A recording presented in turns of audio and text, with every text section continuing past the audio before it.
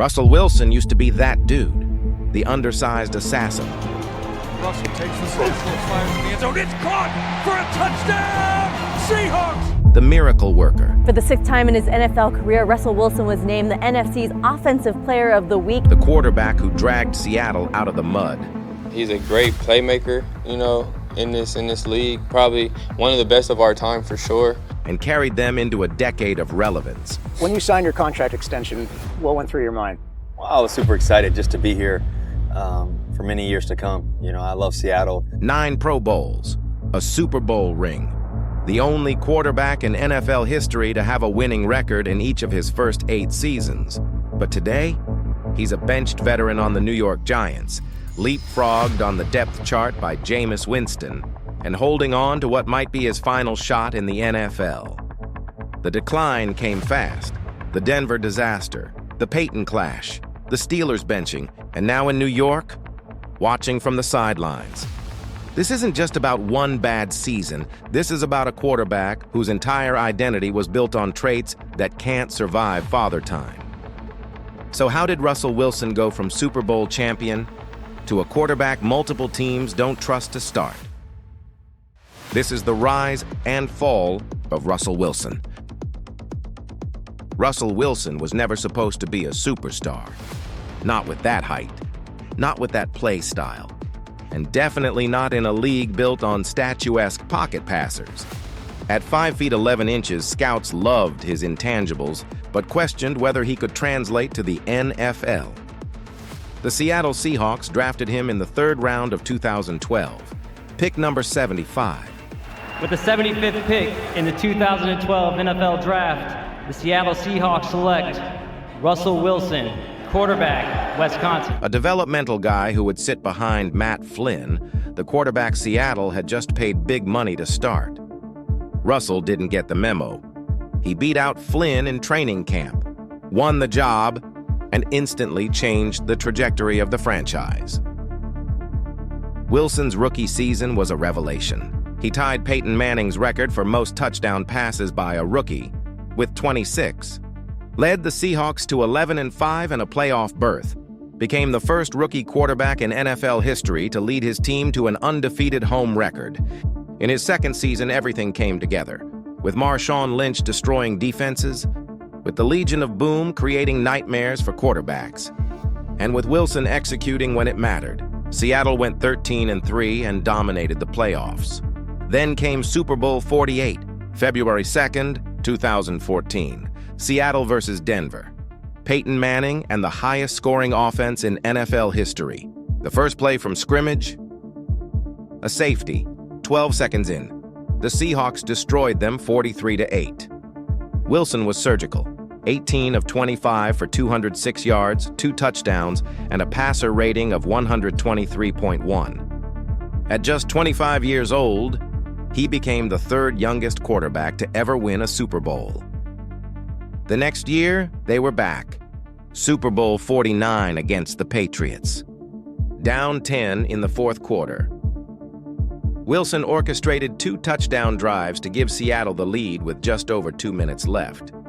The Seahawks were seconds away from back-to-back championships. And then came the play. 2nd and goal from the 1, 26 seconds left. Marshawn Lynch in the backfield. Wilson threw a slant. Malcolm Butler jumped the route. Interception. Game over. That one play became the defining moment people remember. Not the 2 touchdown drives. Not the fact his QBR was higher than Brady's. One play defined the narrative. But Wilson kept winning anyway. Even as the Legion of Boom aged out and the roster crumbled, Wilson kept Seattle competitive. 9 Pro Bowls in 10 years. The only quarterback in NFL history to have a winning record in each of his first 8 seasons. In 2015, he became the first quarterback ever to throw for 4,000-plus yards, rush for 500-plus, and throw 30-plus touchdowns in a single season. In 2017, he accounted for 86.4% of Seattle's total offensive yards, the highest percentage by any player in the Super Bowl era. In 2020, he started with 19 touchdowns in the first 7 games, putting him in the MVP conversation. He was so good that people started asking, was Russell Wilson being held back by Seattle's conservative offense? Wilson thought so. Behind the scenes, Wilson wanted more.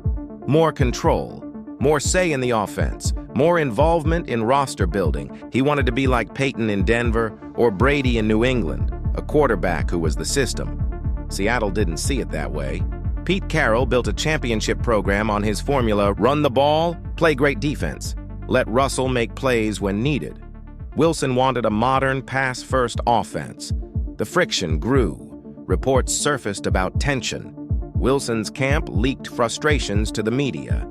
And in March 2022, Seattle made the call. They traded Russell Wilson to the Denver Broncos in one of the biggest trades of the decade. The trade was massive. Seattle received 2 firsts, 2 seconds, a 5th, and 3 players. Denver got their franchise quarterback, or so they thought. Denver had weapons: Sutton, Judy, a solid defense. All they needed was a quarterback.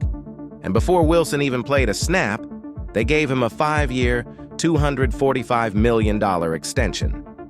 But what followed was a disaster. Nathaniel Hackett's offense was chaos from day one.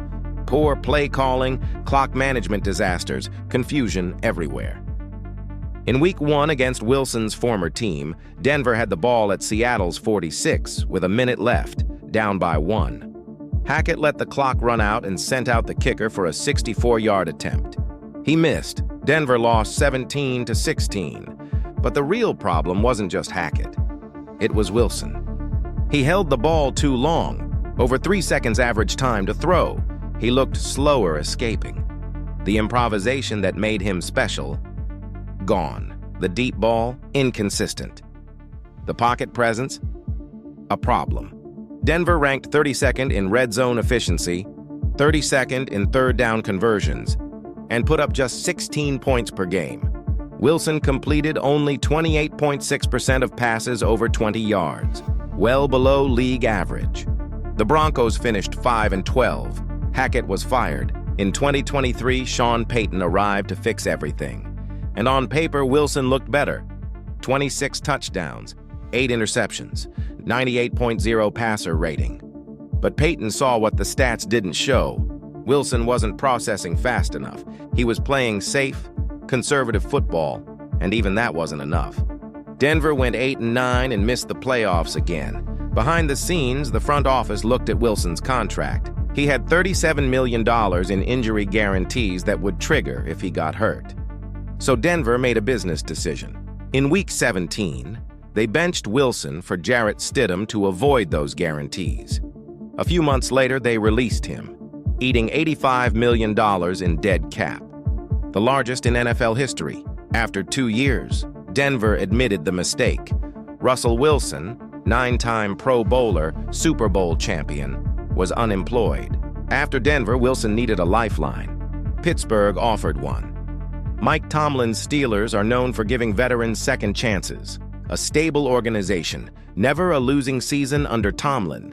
Wilson signed a 1-year deal worth $1.2 million, a massive pay cut. But 2024 didn't go the way anyone expected. Russell Wilson suffered a calf injury in camp, and it sidelined him for the first 6 weeks of the season. In his absence, Justin Fields, who the Steelers also acquired that offseason, became the starter. Fields took full advantage. Weeks 1 through 6, he went 4-2. Explosive, dynamic, efficient enough to keep the Steelers in playoff position. And for a moment, people wondered if Wilson had already lost the job without ever taking the field. But when Wilson returned in Week 7, Tomlin made the call. Wilson was named the starter, and he delivered. 5 wins in his first 7 starts back. Veteran poise, big-time throws, just enough mobility to keep plays alive. For a brief stretch, Wilson felt reborn, and Pittsburgh looked like a contender again. Despite Wilson playing well down the stretch, the Steelers still chose to move on at season's end. No long-term commitment, no QB of the future narrative, just a handshake and goodbye. Wilson, despite a winning run, found himself searching for a new home at age 36. Eventually, Wilson moved to a team rebuilding everything, the New York Giants. Brian Daboll, Coach of the Year in 2022. Weapons like rookie Malik Neighbors. A clean slate. Wilson wasn't signed as a backup. He was signed to start. And he did, opening as the Giants' Week 1 quarterback, even with rookie Jackson Dart waiting. Even with Jameis Winston in the building, Wilson was the bridge while Dart developed. But the wheels came off immediately. Week 1. Loss 21-6. Week 2. Loss 40-37. Week 3, loss 22-9. The Giants opened 0-3. Wilson completed just 59% of his passes with an average of 259 yards per game. 3 touchdowns, 3 interceptions, 75 passer rating average. But worse than the stats was the eye test. Late reads, slow decisions. The improvisation was gone. The Giants ranked 31st in points per game. Brian Daboll benched him after Week 3. He turned to Dart, the future. The Giants went 2-5 with Dart. Then in Week 10, Dart took a big hit. Concussion protocol? This was Wilson's moment, the veteran stepping back in. But that's not what happened. Instead of Wilson, Daboll elevated Jameis Winston. Winston became the starter. Wilson stayed on the bench. A quarterback who began the year as QB1 was now essentially QB3. Not because of politics, not because of contracts, because the coaching staff believed the other guys gave them a better chance to win. That's not just a fall.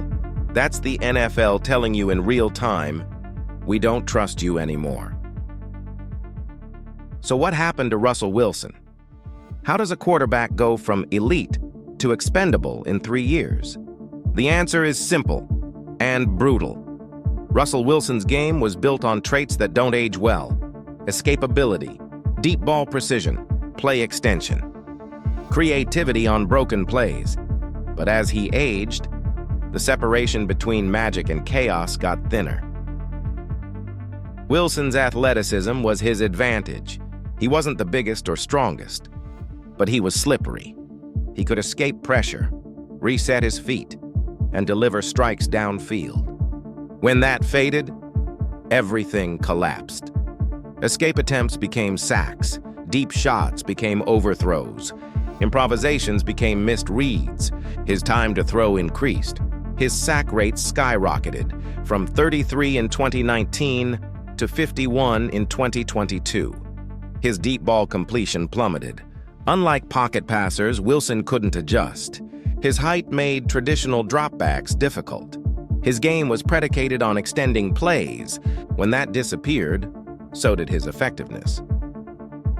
The great quarterbacks adapt. Brady mastered the quick passing game. Breeze perfected timing routes. Manning became a pre-snap chess master. Wilson never made that adjustment. He still wanted to hold the ball, still wanted to extend plays, still wanted the deep shot. But his body couldn't execute the way it once did. Coaches tried to simplify things. Peyton built a quick read offense. Wilson still held the ball. Tomlin preached efficiency. Wilson tried to do too much. Daboll wanted a game manager. Wilson couldn't even deliver that. When the off-script magic faded, so did the ceiling. And once teams realized Wilson couldn't adapt, they stopped trusting him. Denver ate $85 million to get rid of him. Pittsburgh let him go. New York demoted him to third string. 3 different staffs, 3 different organizations, one conclusion: Russell Wilson could no longer be trusted to run an NFL offense. So what is Russell Wilson's legacy? A Super Bowl champion who changed what we thought was possible for undersized quarterbacks? Or a cautionary tale about quarterbacks who can't adapt when their physical gifts fade? The truth is both. Wilson was elite for a decade. He carried Seattle to heights they had never reached. He proved you don't need to be 6 feet 5 inches to be great. But his decline reminds us, in the NFL, you either adapt or you're done. And Wilson never adapted. Drop your take in the comments. And if you think another quarterback is heading down the same path, let me know who. If you want more film breakdowns and career deep dives, where we actually watch the tape and tell the real story, hit subscribe.